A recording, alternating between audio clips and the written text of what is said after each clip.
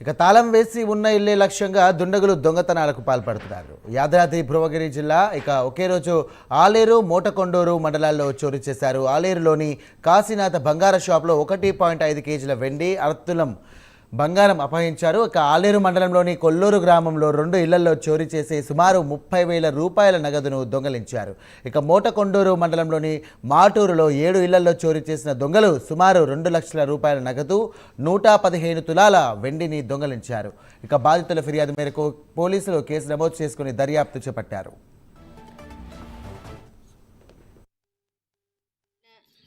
ఇట్లా ఊరికి పోయినా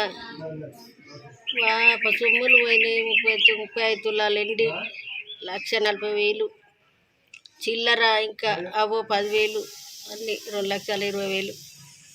గ్రామం రేల్ కన్న పేరు.